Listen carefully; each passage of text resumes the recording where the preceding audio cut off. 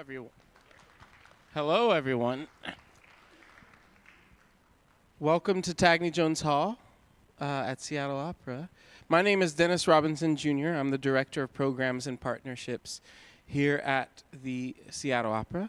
I'm so delighted to have our new General and Artistic Director, James Robinson, here for this conversation, forging a new path here at Seattle Opera. Let's give a welcome to James Robinson. We'll jump right into it, but before we begin, let's take a moment to acknowledge that we at Seattle Opera and our audiences are working, performing, and experiencing opera on the land of the Coast Salish peoples. Since time immemorial, the Coast Salish peoples have been stewards of this land and its waterways and continue to shape the Puget Sound region today. This acknowledgement does not take place of authentic relationships with indigenous communities, and it is our collective responsibility to honor, preserve, and know the land we are on. So, James, yes. Tell us everything. No. You are coming to Seattle Opera after 15 years. 16 years. They gave me the wrong number. Oh, okay. No. 16 years as artistic director at Opera Theater of St. Louis, where you commissioned many great new American operas that you then went on to direct at Metropolitan Opera, including Champion and Fire Shut Up in My Bones. You also did Porgy and Bess at the Met, and you were recently recognized as the director of the year by Musical America. What are some of, all those things are amazing. What are some of the highlights from you? What are the highlights of your career? Is it the world premieres at the Met? Is it 16 amazing years at OTSL and the world premieres you did there? Or wow. Well, thanks for coming tonight. First of all, and thank you, Dennis. It's funny when you start thinking about highlights of a career. I kind of think of a career as an ongoing thing. So I'd like to think that maybe there are still some highlights yet to realize. However, when I was in St. Louis for those 16 years, and if you don't know, Opera Theater of St. Louis is a festival season. So it takes place during late April through June, and 4 operas are cycled in, one a week, and it's a very intense schedule. When I came there, the company has always had a very great reputation. It was primarily known as the only company in the United States that did all of Benjamin Britten's operas. My predecessor, Colin Graham, was a colleague of Britten's and actually did a couple of world premieres for Britten in the UK. So the company had Britten very much ingrained in its soul and its spirit, but the company also did the occasional world premiere. And when I arrived there, I thought, I think we need to kick this up a few notches. We've run out of Britten operas. The only Britten opera that was never done at Opera Theater was A Death in Venice, which is unfortunate, but I think it's because nobody knew whether it would sell tickets, because often with A Death in Venice, the marketing department will call that a death at the box office. So that was never done, which is really unfortunate.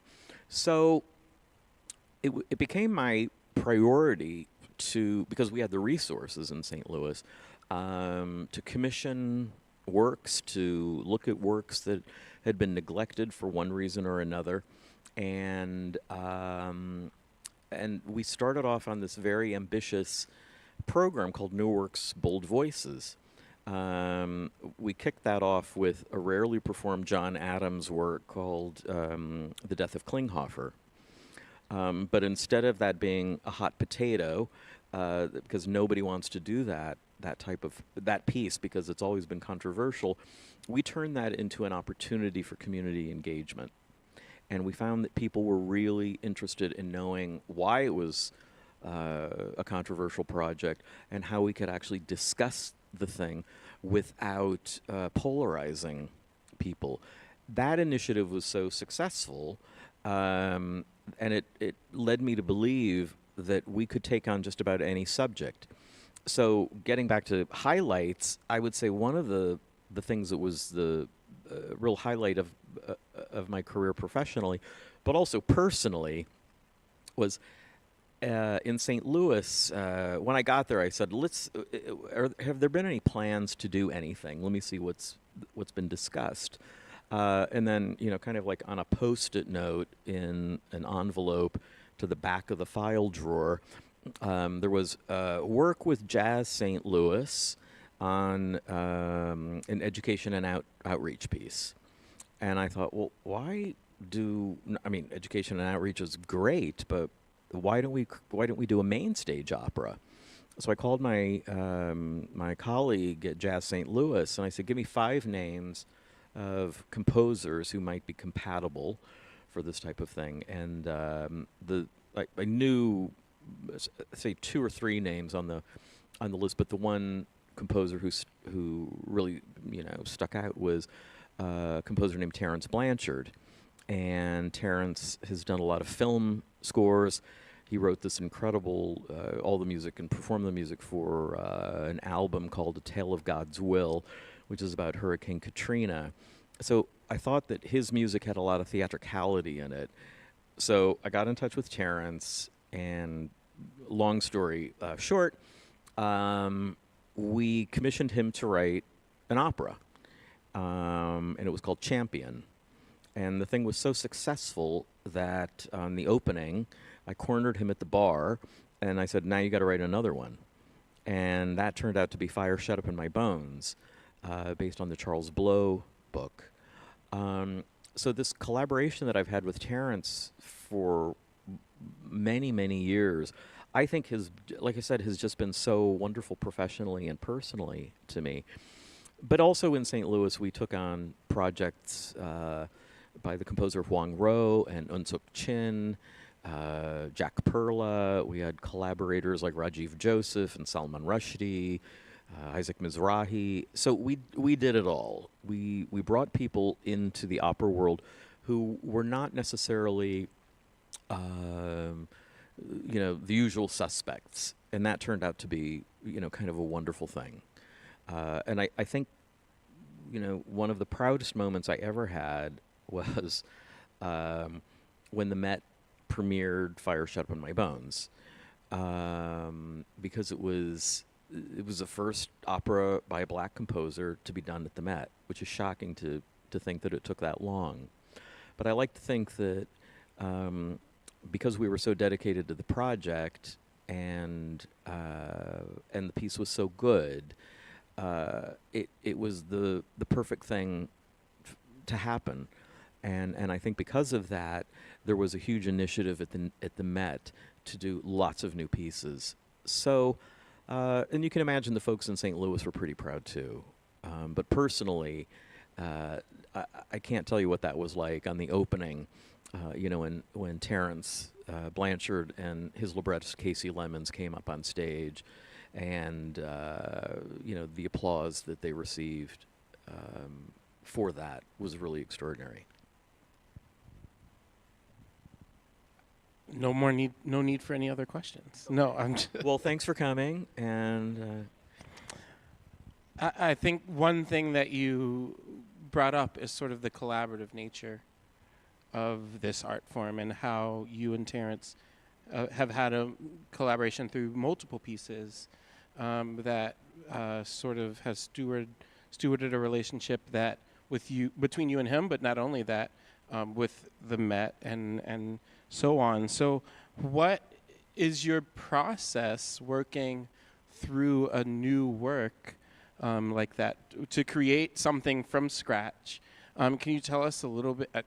That's a very long process. So I'm saying, can you tell us a little? But can you tell us about that process and the relationship between creators and how you navigate that? Sure. So just because I spend so much time in the world of creating new works, sometimes you know what you're going to get. And what I mean by that is you may be working with people who are more experienced than others. I work a lot with a composer named Tobias Picker, who wrote a very wonderful piece called Emmeline, which is sadly quite neglected.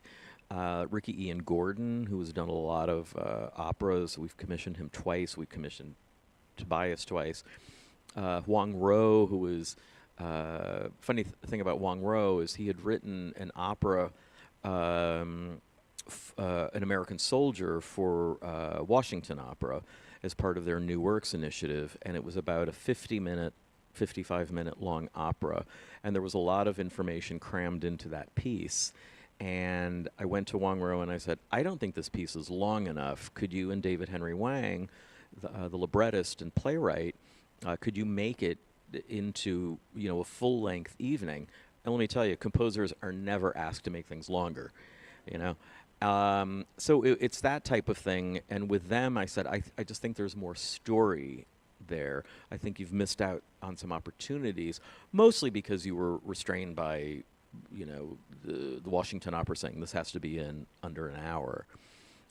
Working with Terence was very interesting because he had never written any vocal music, and but he's a trumpeter, and his father was an amateur opera singer. So one day, it was the first time we had seen anything out of Terence. We were doing a workshop, and the singers, we brought in a bunch of singers, and they were all there in the room, and they looked at what was on the page, and they performed exactly what was on the page. And I thought, oh my God, this is going to be a disaster. And it wasn't that the material wasn't good, it just wasn't coming to life. And Terence didn't know what to say, the singers didn't know what to say. So instead of telling people what to do, composers, or even when I'm directing, I don't really tell people what to do. I ask them if they've missed an opportunity, or what would happen if this were different, because I want to keep the process really constructive. But I noticed one thing during that first workshop with Terence, who was sitting at a table, and as the singers were doing it, he was doing something like that. And I said, what's that? And he said, oh, that's the groove. And I was like, the groove? And I said, we don't have a groove. The singers are learning, or have learned everything that's on the page. And I said, Terence, do your musicians in your band play everything on the page? And he said, no.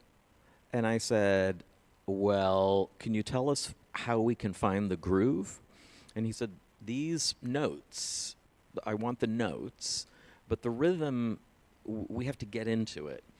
So he gave us an example. Unfortunately, the pianist who was doing this thing understood exactly what Terence was going for. And then once the singers decided that they had the freedom to just sort of go with what was happening, suddenly the thing came to life. And Terence understood that the singers needed certain things. The singers said, Terence, we need certain things. And then suddenly it was this beautiful kind of confluence of jazz and opera. But that also happens with really experienced people too. Sometimes working with Ricky or Tobias, I'll say, I don't know whether I think that scene is. I don't think the objective has been met. So let's think very constructively how we're going to do this, because you want to keep everybody happy and contributing. That's the most important thing, because so often people can kind of go to their corners and try to work it out, and that never works out. So it has to be free-flowing ideas, and mostly just to say, what would happen if we did this? What would it sound like if this were up an octave? Or what if the singers could hold longer notes?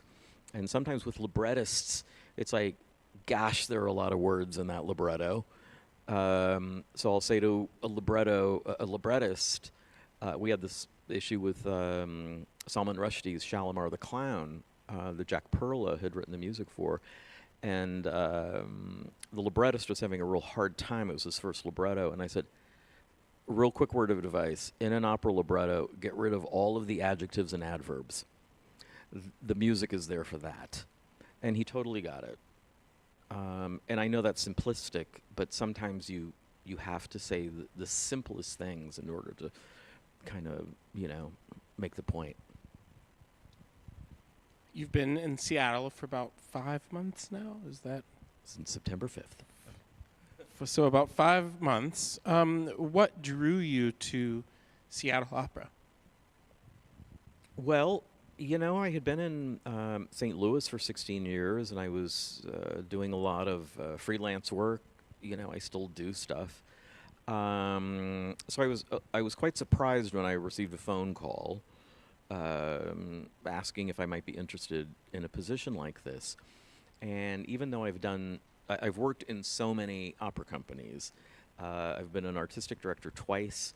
I've worked at every major opera company in the country and internationally, all sorts of places. So I felt like, this might be an interesting thing.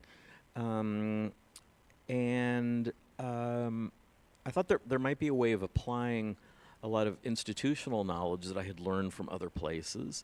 And plus just, I knew a lot about the opera business in general. The people here in Seattle were really exciting. They were open. And I thought this is a good, interesting time coming out of the pandemic, because a lot of companies have been sort of figuring out what are we and where are we and what are we doing. I had only worked in Seattle once. Spate Jenkins hired me 20 years ago to do a production of Carmen for Stephanie Blythe. And I like to say he's still getting hate mail for that production. But anyway, and that was my only experience in Seattle. So, but I just got such a good vibe from everybody, and I was ready to try something new that may have just been an extension of everything that I had been doing. So it was, it was a pretty easy decision.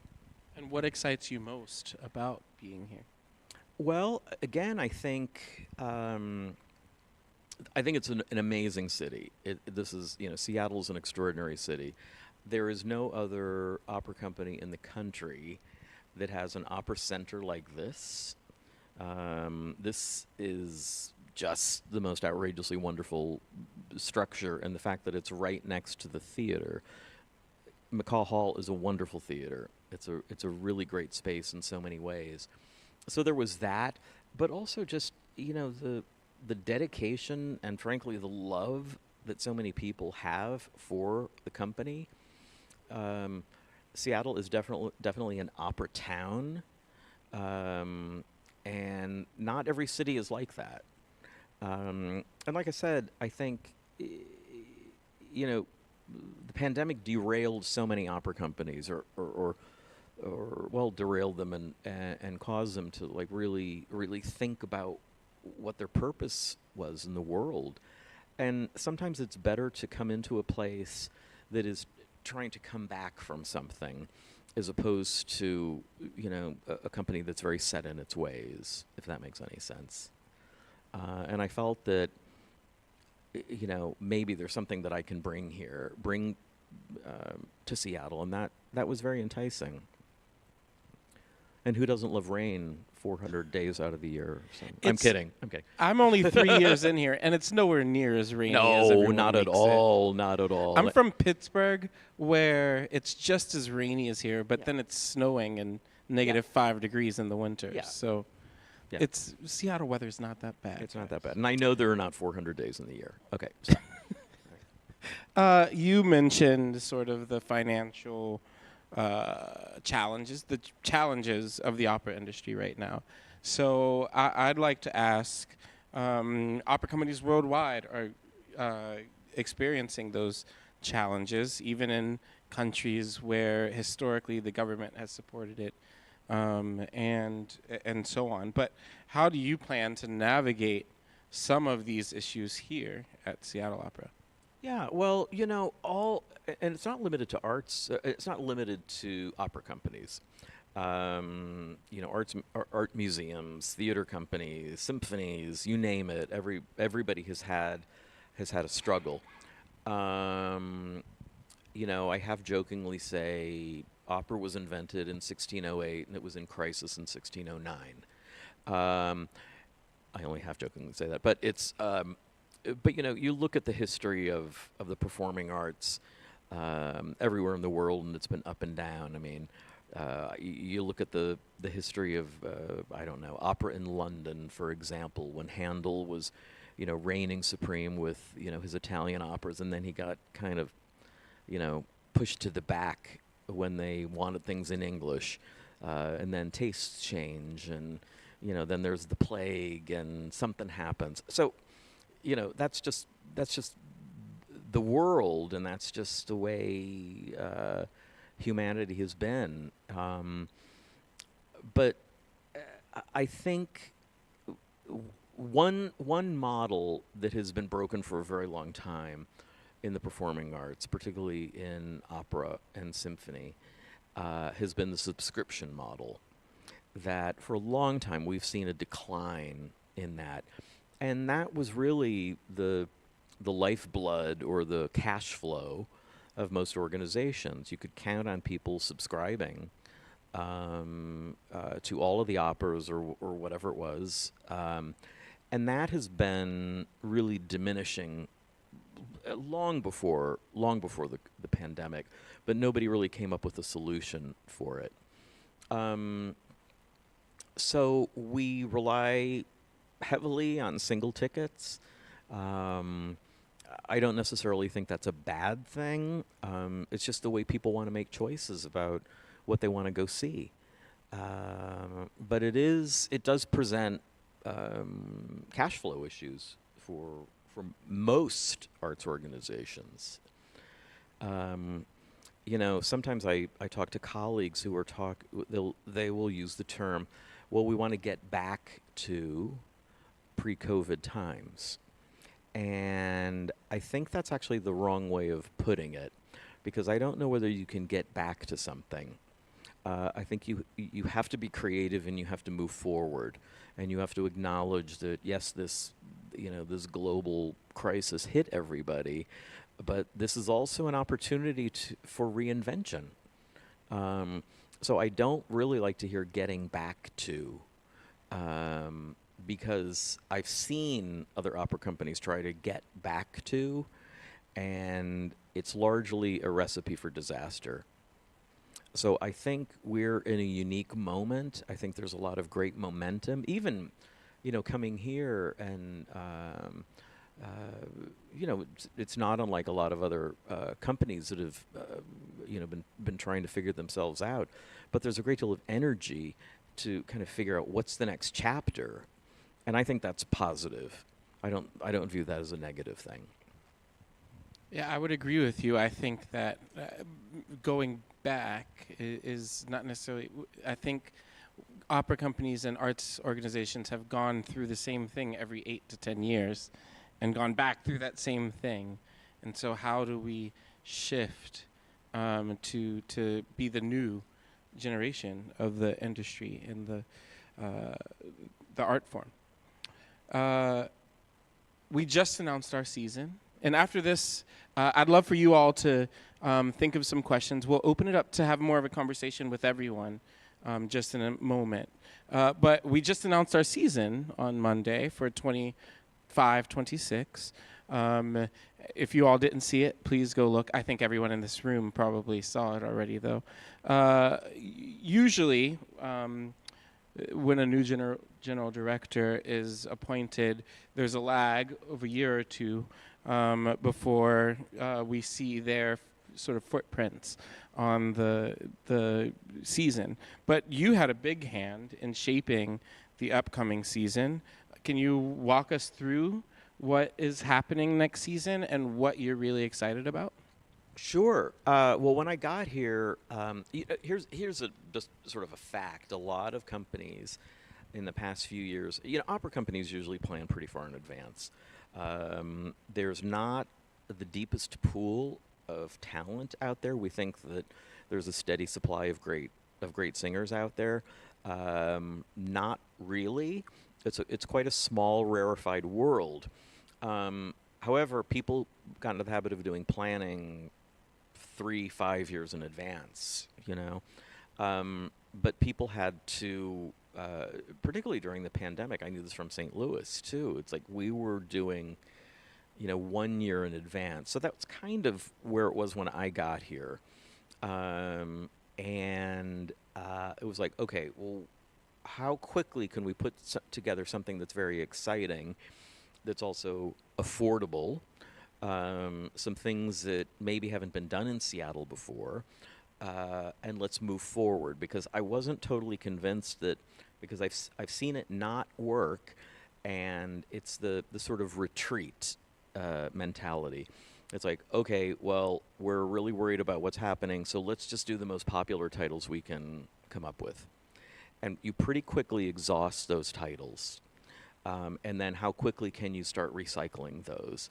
And I felt like the company had gone through a lot of those really popular titles. So we're starting the season with a full-on operatic version of The Pirates of Penzance. It's a production that originated in St. Louis, but was co-produced eventually by Atlanta. It's gone coast to coast. It's been very popular. And I like to say, you haven't heard a Gilbert and Sullivan opera or operetta done until you've really heard it done with great singers and a great orchestra. These pieces are really hard. That's the other thing. When I was working in London a few years ago, I remember how popular the English National Opera was with their Gilbert and Sullivan. But what was so amazing about it is you've got that extraordinary orchestra and some of the best operatic talent in London performing them. So we thought, okay, let's do that title. It's not a bad thing to say we're going to have some fun going out to the opera. That's okay. It hasn't been performed by the Seattle Opera before, and there's a real audience for it. So we have a great cast for that. Then we're doing, did you see Les Troyens? So kind of in that mode, we're going to take on a Richard Strauss opera called Daphne. And Daphne is one of those extremely difficult, lush, gorgeous Straussian works that takes a virtuoso orchestra, which we happen to have with the Seattle Symphony, and top-notch singers. But you don't see it performed very often. It's done more in Europe, but it's a real treat to be able to take on something that big and that exciting. Then there's an opera called Fellow Travelers, which is probably the most popular opera, or one of the most popular operas of the past 10 years, written by Greg Spears. And it's based on the Thomas Mallon book of the same name, set during the McCarthy era and what was known as the Lavender Scare. So in many ways, it's a love story cast against a very politically charged environment.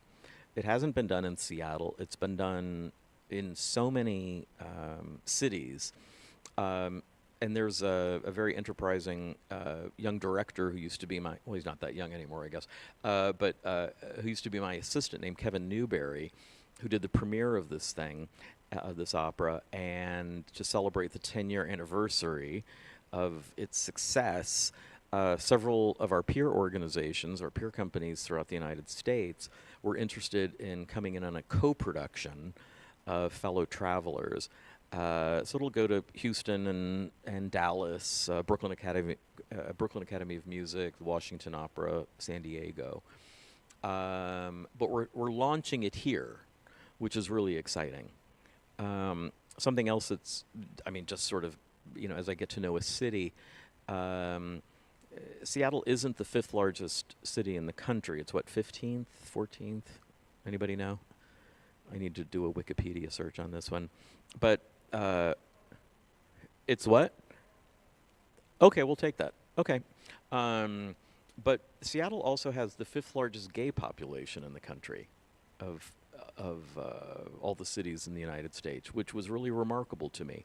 But we've never done, as community facing as we are, we've never done an opera on the main stage that really highlights that subject.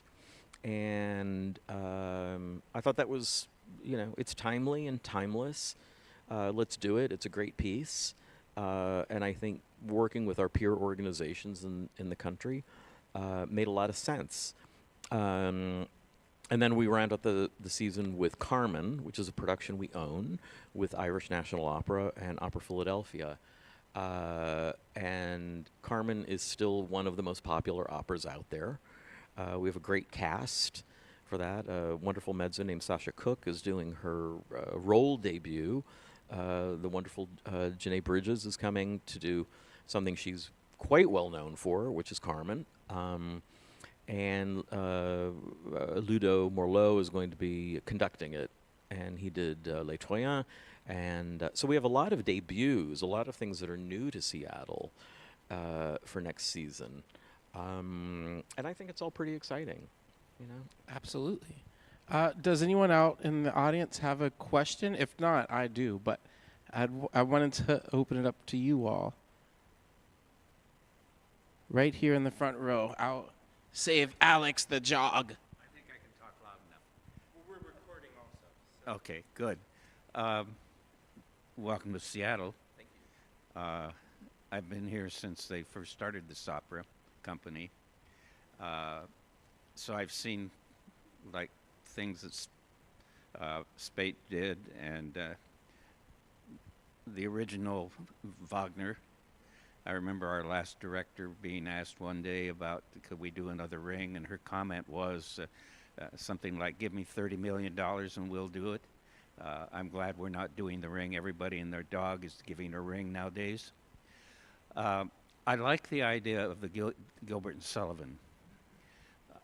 There are American operas which we don't consider operas.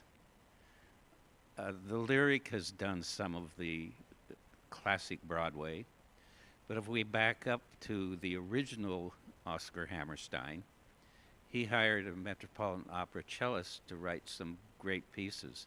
Is there a chance of going to things like the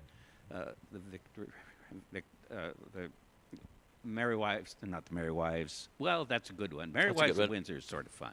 Do over a period of 3 years all the Falstaff operas, but the Merry Widow and those type of operas. Absolutely. I think those are... I think we've been too much grand opera and not enough opera.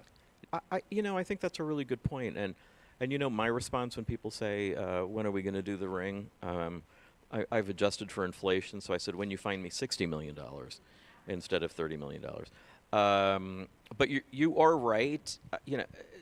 This is another thing of, the great history of the Seattle Opera, was that it was definitely known for doing the Ring cycle a lot, and then other people were doing it and doing it quite frequently. So, you wonder, is there Ring fatigue? I don't know. I mean, I haven't, probably not with some people I talk to, but the other thing is there are a lot of Wagner operas out there that have not been done here. So, for example, I don't want to give too many things away, but we're involved in a co-production with a couple of companies in the United States, and we're going to produce Tannhäuser, which hasn't been done for a very long time here. Since 1982, I think it was. Now, that's a big... 84. Yeah, no, I know that. But Tannhäuser wasn't done, for a very long time. Meistersinger has never been done here, has it? It has. It has. But not lately, right? He wanted to do it again, but he didn't have the money. Oh, I see. Okay. Money shmoney. Who needs money? Who needs money? But I have to say, part of my philosophy, though, is when it comes to planning seasons, I believe in planning very prudently. Let's figure out how much we have to work with, and then plan the season. I don't. I don't like the idea of let's do a big season and then let's figure out how to pay for it once it's over. And I think part of my goal moving forward is that we are as fiscally responsible as we can be, because that's really important to the sustainability of the art form and moving forward. Now, I also have to say that's kind of in my DNA, because Opera Theater of St. Louis, a company that's almost 50 years old, has never had a deficit, which is shocking. But we worked very hard, working within our means, and I think that is the key to success these days. Which is not to say here in Seattle we can't do some big, interesting things, do some Wagner things. Like I said, we've got some things in the pipeline, but I want to make sure we know how to pay for them first. And I don't want to have to pivot at the last minute, make an announcement and say, next season we're doing Parsifal, and then, oops, we actually don't have the money for it. I want to find the money and then do the production. But I do think that it's important also to do other types of pieces, whether they're new works, American works. You were mentioning these, what we would call sort of crossover pieces. There's a wonderful opera that I'd love to, and I think it's an opera called Most Happy Fella. Anybody know Most Happy Fella? And it's got some of the best tunes ever. But it had a long run on Broadway, but it's sung through, meaning it has no dialogue. But it's not done that often because you really need an opera company to perform Most Happy Fella. So there are those pieces. There are these great Kurt Weill things like Street Scene. There are lots of different things that we could do. And like I said, it's easy for opera companies to get stuck in a cycle where it's like we just sort of keep, doing the same things in rotation. And there's just so much out there that has not been done here. And I'd really like to do that. And also creating new works, I think, is very important.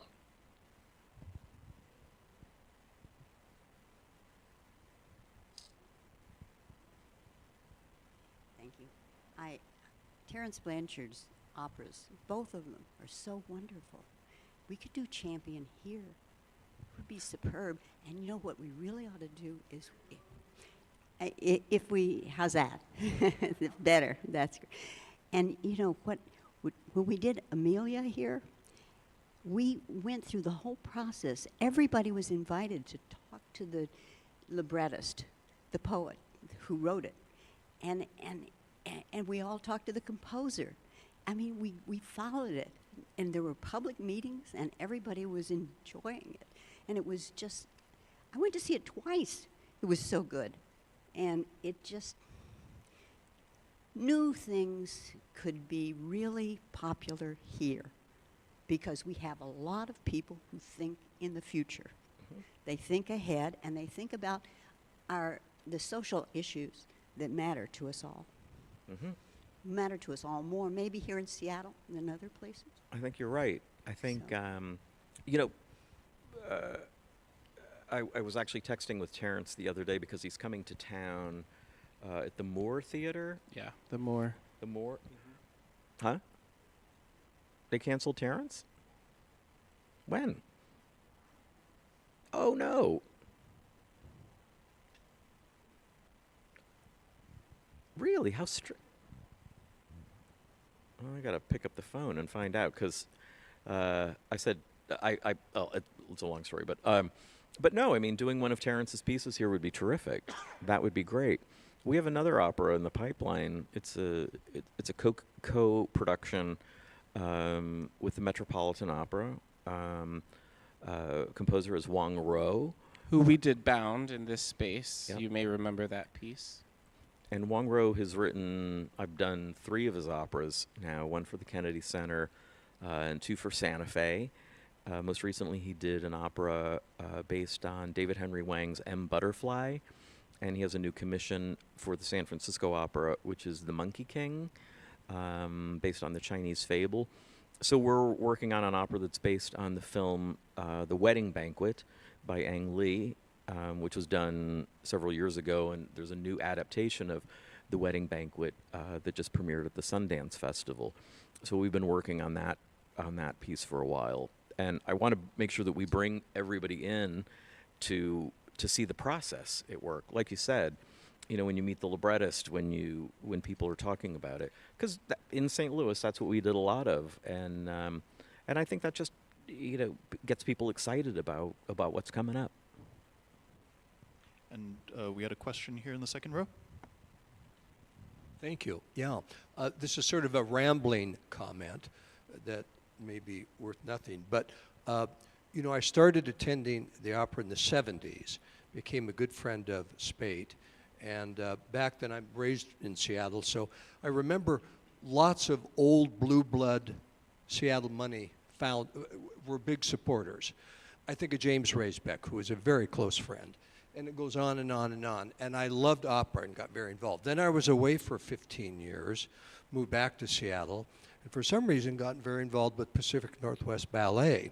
And really, which was not a particular interest, but for various sundry reasons. So, most recently, more and more involved with them, having just attended 3 of Sleeping Beauty.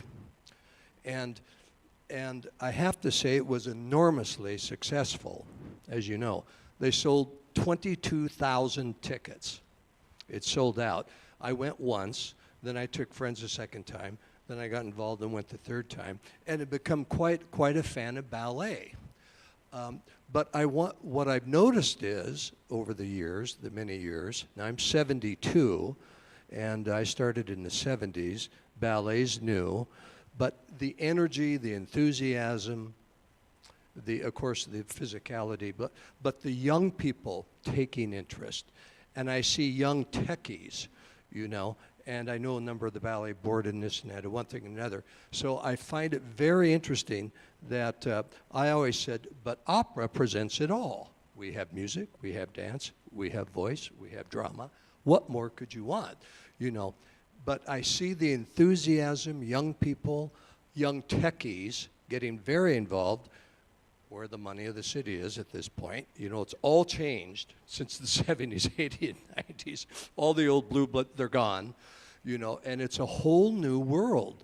And can opera, I'm just wondering what we can endeavor to do to bring that element that I see making quite an impact in Pacific Northwest Ballet. I want that enthusiasm, getting back to Seattle Opera, which is one of the great companies, in the country. Anyway, just some thoughts. Sorry. That's a very interesting thing, and the difference between opera and ballet, and this is sort of a broad generalization. I mean, apart from the fact that it's dancers and singers, that there's that. Opera has yet to find the equivalent of a nutcracker. And opera does big ballets like opera does, or ballet does big pieces like opera does in rotation a lot. You're going to do your Sleeping Beauties and your Romeo and Juliets and all of that stuff. The other thing that's quite interesting to me, down there in front of the ballet building, almost every day, you've got a bunch of kids taking lessons. Girls and boys over there, and that's part of the thing. Every city that has a ballet company, they make a lot of their money off of ballet lessons and the Nutcracker. So therein lies one of the big differences. And they're not unaware of the fact that people will always turn out for the Nutcracker, or that having ballet classes generates a lot of income. But that kind of keeps it going. Does that make sense? I also think it's bigger than that. I went and chatted with P&B's equity team recently, and they asked me what are the biggest differences between opera and ballet. And I think ballet has a huge opportunity because of the school. And they're able to train a whole generation of people what to look for in ballet, what to love in ballet, what a ballet dancer looks like. They have that infrastructure already built. So there are generations of people who took ballet classes.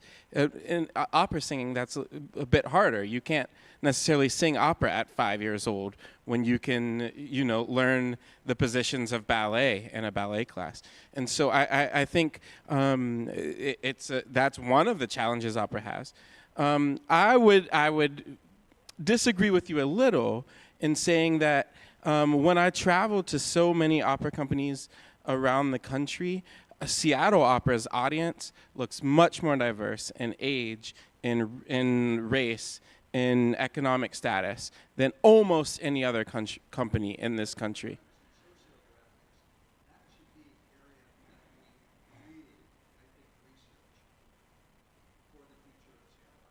Yeah, I think we completely agree, and we look at it all the time. But if you go to the opera on a Saturday or Sunday or any day, you'll notice how young, how engaged the Seattle Opera audience is. We have for many years been able to brag that we have one of the youngest young professional groups in opera, Bravo, where opera lovers under 40 come and enjoy opera. And so I'm not disagreeing with you that there's definitely always work to do and we can improve. But I think there are multiple ways of looking at it.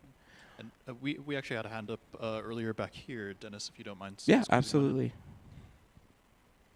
Hi, this is perfectly timed. I was already going to ask this question, I promise.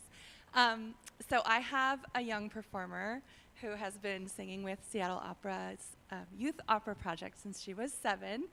And award-winning. She just won Teen Tick's Teenie Award. She sure did.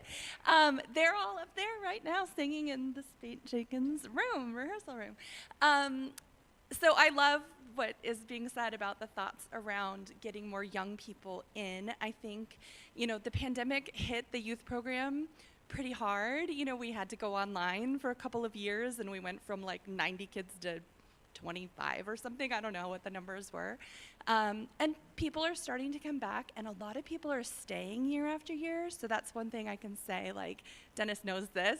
We have a collection of kids who have been with the program for 5, 6, 7, 8 years, who keep coming back, who look at the teen programs and go, I know I'm 10, but I want to do that when I'm in high school. So I do think there's a pipeline interested in that development. My question is, do you have a vision around like that growth? I know you came to see Robin Hood because I saw you. I'm hoping you liked it. But do you envision doing more of that? Do you envision trying to expand those programs? Is there funding to expand those programs?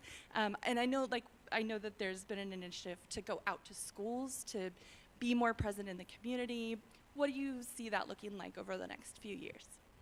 Well, I mean, look, I think the one thing that's really a bit challenging for arts organizations is arts organizations who become the educators.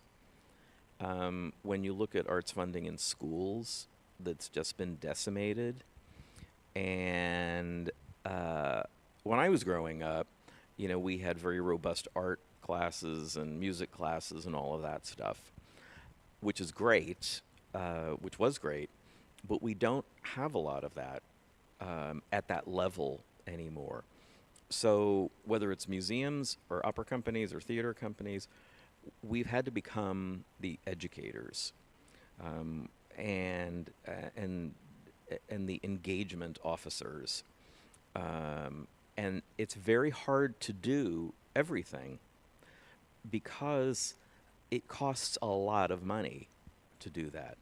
Now, one thing that we did this year that was different, or hasn't been done since, the 70s, was bringing kids in for a student matinee of Jubilee. And that is something that I definitely want to continue doing. So do student matinees and bring kids in for it, because I think you get the full impact of it, you know, when you're brought to the theater. I remember what that was like for me. Other companies that I've worked for, when they bring kids in for student matinees, there's just nothing that can duplicate that experience, at least as people experiencing it. But yeah, I mean, I think, you know, these are very challenging economic times. And I think that we have to make sure that we spend all of our resources very carefully, and making sure that we're having the biggest impact that we can with what we've got. But I think all of these programs have got to be focused in a way so that we're understanding what, you know, what kids, what younger people are actually interested in too. Again, I'm using St. Louis as an example, but we ran programs for a few years that were having absolutely no impact, and things changed. And I wasn't responsible for the change. We brought somebody in who started doing new and different things, because we realized that we were so far behind in what kids were responding to. You know, we had sort of an old approach, and then we updated that approach, and we brought in people who could advise us, and many of them were kids. And I thought that was really interesting. So yes, I mean, you know, we want to continue to do as many things as we can. Absolutely. And I thought Robin Hood was great.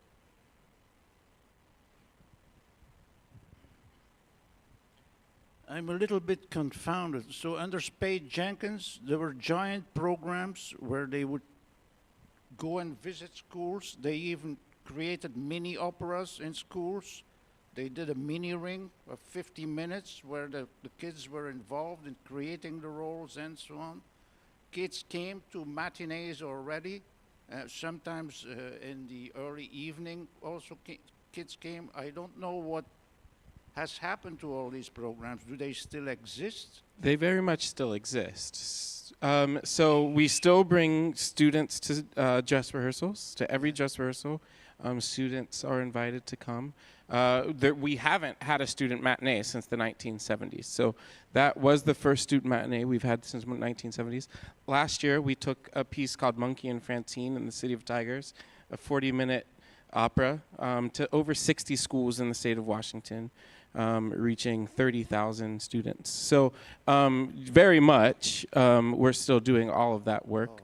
And I think we're committed to continuing to do it in a sustainable way. And I think that to echo what James was saying, I think that when Washington State passed a law that arts education is a core subject, but what they didn't do was give additional funding for those core subjects.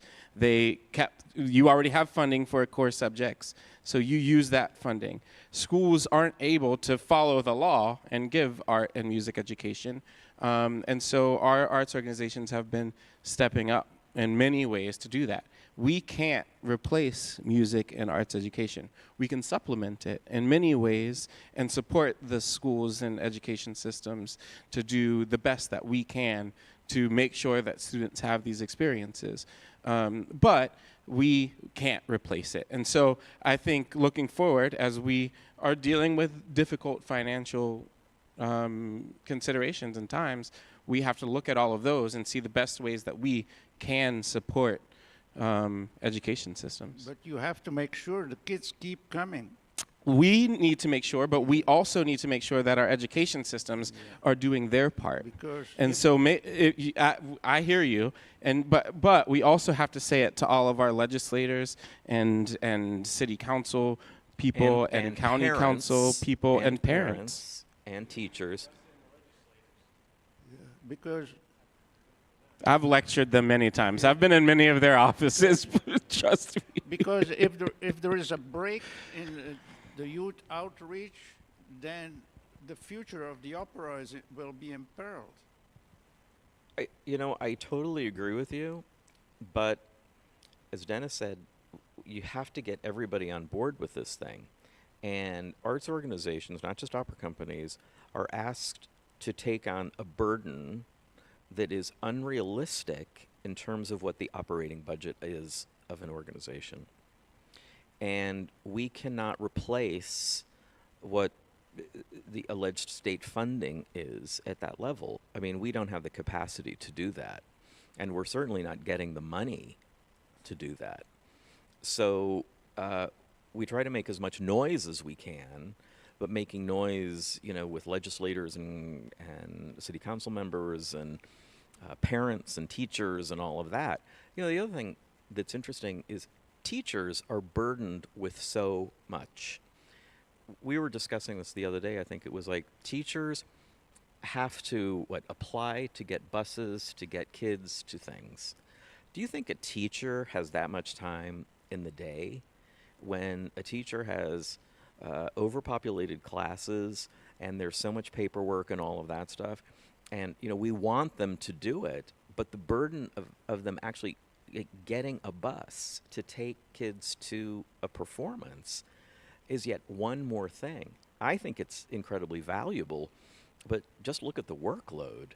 And we were talking about how to streamline it, make it easier for teachers because of all of the bureaucracy that they have to deal with.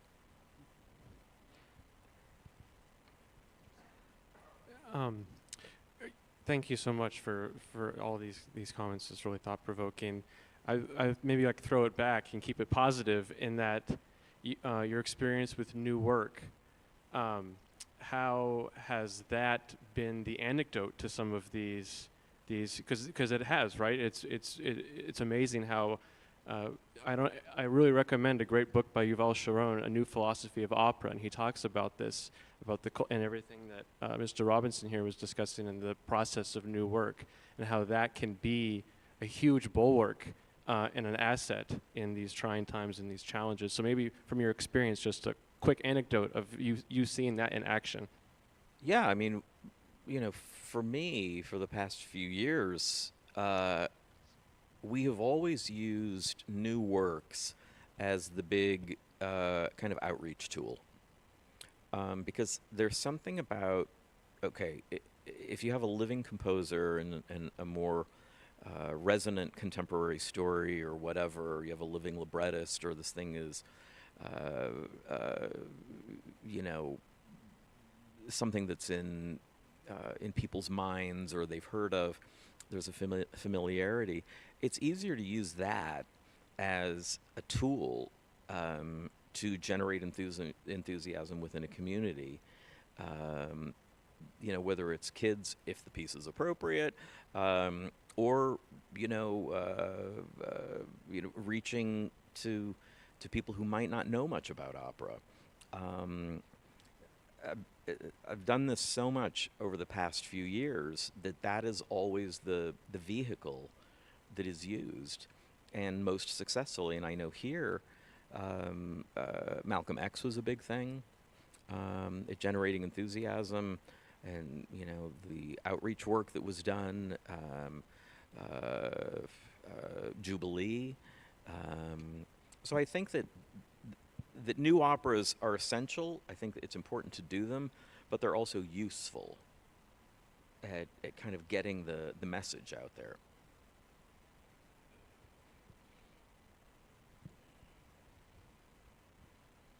Thanks.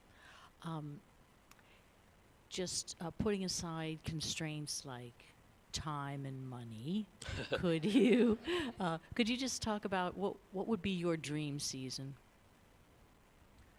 I think if I were to tell you what my dream season was just for me, it would be maybe me and 3 other people buying tickets. Just because, I like so many weird pieces, but, maybe you'd be there, okay? My dream season would actually be a season comprised of all 20th and 20th century pieces. And things that are probably frequently not heard very often, but are really ravishing, works of art. One of my favorite operas is The Rake's Progress. And it's such a fabulous piece, but so often people don't program it because it suffers from what I call the ugly title syndrome. You say, oh, it's Igor Stravinsky's The Rake's Progress. That's just like, I'm not going to hit buy on my laptop. But it is a gorgeous piece, and these beautiful operas by Janacek. And again, Katja Kabanova and Janufa and all of those things. Those are, those are absolutely right up there with anything that Puccini wrote. So yeah, I would love to do a season of The Rake's Progress and Katja Kabanova and, I don't know, Terence Blanchard and Nixon in China. And that sold about 12 tickets. Okay, so.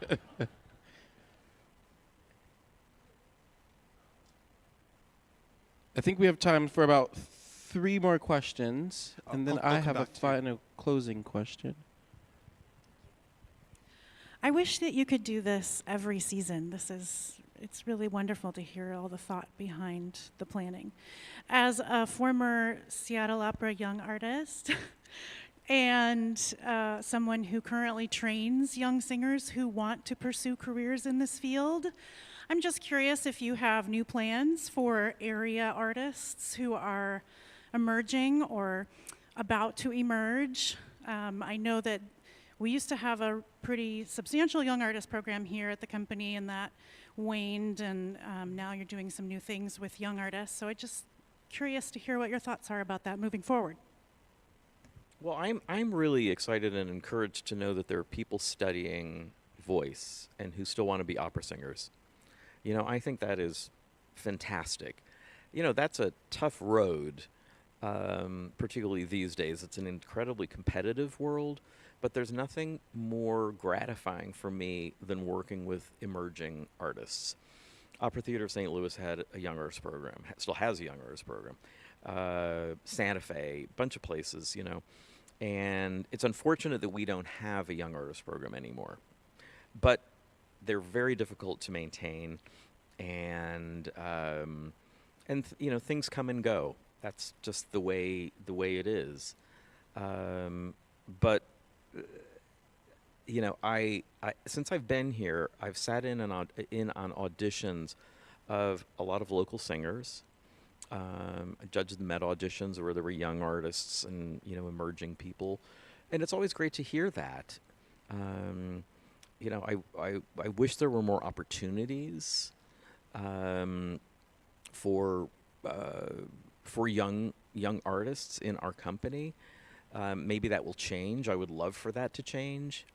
But the thing that I've always thought that the best way to serve a young artist is to set them up for success. And what I mean by that is give them something when they're ready for it, and don't throw them into the deep end of the pool and let them flounder. And I think that I wish we had more capacity to really mentor singers. And like I said, maybe we will, because it is so encouraging, when you see young artists, young singers who still want to do that. I will say there are a few opportunities for emerging artists in the school opera tour that we do. We have 2 casts of that go across the state. But that's difficult when you're an artist, because that's a sort of full-time job for 3 months or so. But we're having auditions on March 1st for the next few iterations of that.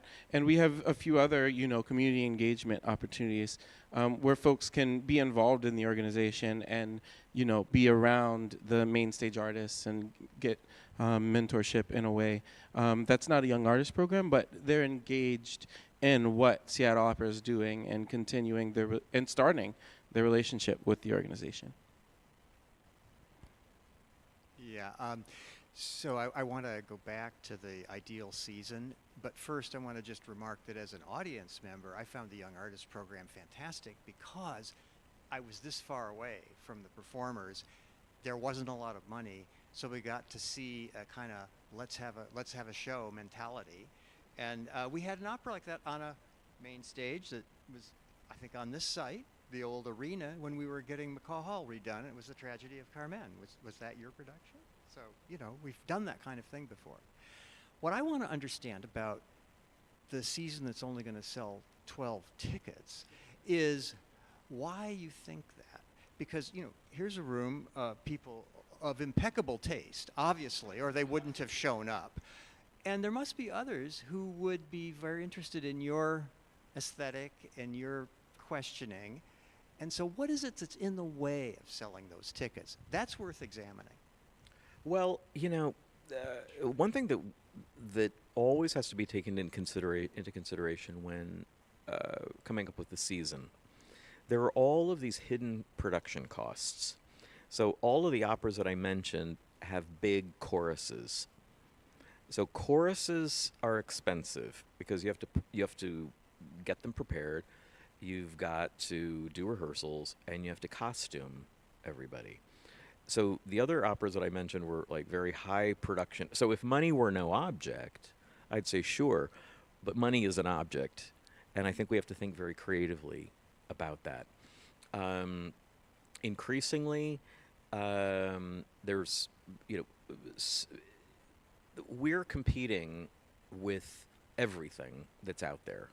You know, we actually had a discussion today about if you get emails, and we all get way too many emails, do you read every email that comes through?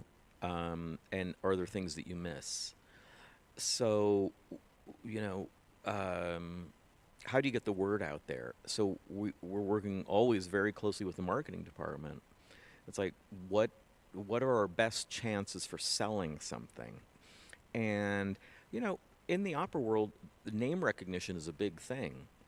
You know, people have their favorite operas, and people tend to go towards something that they know. There are lots of adventurous people, all of them in this room, who would go to things that are, you know, not your standard rep. But we have to be very careful about how we plan seasons, and you know, what we would consider is a risky title. Now, like I said at the beginning of this conversation, something that is a good opportunity for us is that we've got a bit of a reset button that we've hit. And I think as we're moving forward and not looking back and analyzing old data, it gives us an opportunity to see, you know, what's possible. But I think we have to be careful about it because, you know, we know our audiences are devoted and intelligent and committed and all of that, but we have to balance our budget. And if we had a tremendous loss at the box office because only the folks in this room, you know, went to see something, that would be a major hit to the company. And it's not just me at the opera company. I have to tell you, I was talking to a couple of colleagues in peer organizations. This is the Art Museum and the Symphony, Fifth Avenue. Everybody is being very cautious right now and trying to figure out what the right way forward is, and it's the calculated risks, and also just getting the word out again that it's okay to come back to the theater. You know, it's hard to believe, but we're all still struggling with that. I think we have time for one last question. I've really enjoyed the operas in concert that have been given the last few years, and I'm looking forward to the one this coming season. Do you see, have they been successful? Do you see doing more of those? Is there a possibility to do some of these more unusual pieces in that way? Yeah, absolutely. And, you know, we'd like to continue that. I mean, my goal would also be, let's try staging some of these things. But, you know, but Les Troyens is a very difficult piece, and that was only half of it. that's like a 5-hour long opera that that requires like a full ballet and a lot of chorus and all of that stuff. But still, what a treat to be able to hear it in concert. So yeah, I mean, we want to continue doing these things because you do get a chance to experience these pieces where you might not normally. Also, I think our collaboration that we have with the Seattle Symphony is really significant because it's a first-rate orchestra, and we're lucky to have them as partners. So when we put them up on stage, I think let's give them something that really showcases, the great orchestra that they are. There was one more question down here in the second row before I ask my.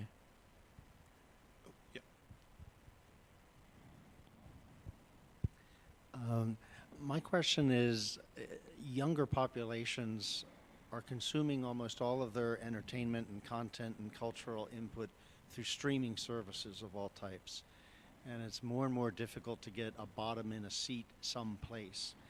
So what is your thinking about how do you begin dealing with the challenges of streaming rights, not losing theatrical venue attractions, but also realizing that if you can stream the performances and the programming to new audiences, in some respects, you're going to start finding a better way of attracting a bigger crowd to the opera in general? That's a tough question because that is something that I've talked to so many people about in the opera industry because there is a concern that streaming's expensive, and to do it well, it's like, have you been to the Met HD broadcasts in the theaters? Okay, those are extraordinary, and they cost a lot of money to produce, and good for them that they do it, but they still worry at the Met that is cannibalizing ticket sales in the theater, meaning at the Met. I don't know whether they've been able to determine whether it's broadening their audience or shrinking their audience. And I think, Seattle Opera has done some streaming. Every opera company I've ever worked with has done that. And I just don't know whether I have a full grasp of the metrics. And I would actually love it if people came to a live performance. Because I think that's a totally different experience than streaming something and watching it on your phone, which is what most people seem to do these days. But I would agree with you, Jim. I mean, as a member of a younger generation, I think that it's not streaming that opera companies should focus on. It's engaging those people of a younger generation. It's figuring out how to get them to McCall Hall, to the Opera House, which means going into their communities and building a relationship with them and building trust with them. It's a two-way relationship. We can't just expect people to show up because we produce great opera. But I don't think we should apologize because we produce great opera. That is what we do. We do live performances. And I think that is something we should celebrate and get other folks to celebrate with us. Other folks that haven't historically not felt welcome or been welcome to these places. And so I think that that is some of the work we're trying to do.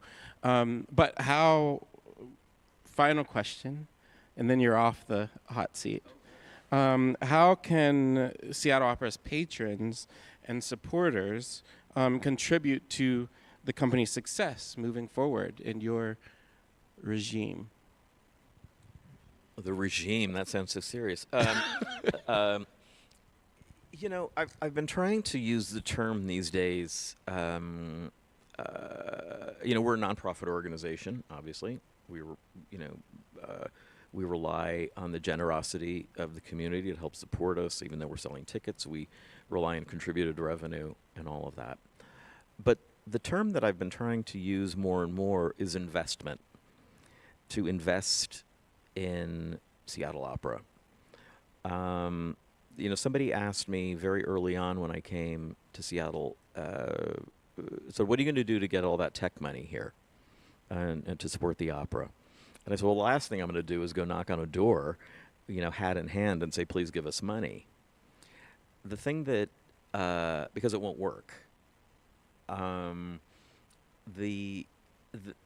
if we're interested in having a conversation with big business like that, we have to talk about mutual investment. I've read recruiting materials from big companies here in Seattle, and they always talk about, great city, all of that stuff, and the lively art scene. So we're a recruiting tool for them, being an arts organization. Well, let's talk about mutual investment here. And I think we have to change the conversation a little bit. A funder here in the city said to me, let's have a serious talk when you have a sound business plan, because that's really important these days. And I was a bit taken aback when that funder said, do you know how many sob stories there are out there? Talking about arts organizations. And I don't want that to be any arts organization in Seattle or anywhere. But we really have to think about what we can do and what we can do effectively. Even if we leave a small footprint here in the community, being an opera company, we're a niche organization, let's face it. I wish everybody would come to the opera, but I don't think that's realistic. But as long as you leave a beautiful footprint and it makes an impression on, a few people, I think that's okay. So I would just like for everybody in this room, because I know you're intelligent, you have great taste, but also to be, evangelical about the work that is done at Seattle Opera, the things that you enjoy about it. We have board members who are talking to their colleagues, and some of their colleagues are saying things like, well, why would I go to the opera? And this one board member in particular, he was kind of funny because I saw him in action. He said, just go with it. Just go with it. Give it a shot. And his friend and his wife turned up for something, and they had a great time. So, I think if you enjoy it, share that love of this art form with your friends. Tell them to take a chance. I don't think people really understand all that's done in this building, too, and all the different things that Seattle Opera does. The symphony does a lot of things too. The ballet, obviously, and again, my philosophy is we don't want to be competitive with our peer arts organizations here in town. We want everybody to succeed, because when the symphony is strong, we're strong. When the art museum is strong, the ballet is strong. But it is that type. Like I said, I feel very strongly that the word investment is something that we should be using, because we're investing in the community. We're investing in the future of the community, and young people and the art form. So, I don't know. I think for me, that's pretty basic. And my goal is that, we'll just get the word out there. Yeah, I always say our goal, or at least PNP's goal, is for everyone to experience opera once. We know that everyone won't like it. We know that everyone won't, not everyone will come back. But if 2 or 3 folks do, that's the goal. And so I think you're echoing that same sentiment. Thank you all for coming this evening on a cold and flurrying evening. We'll see you soon at the opera.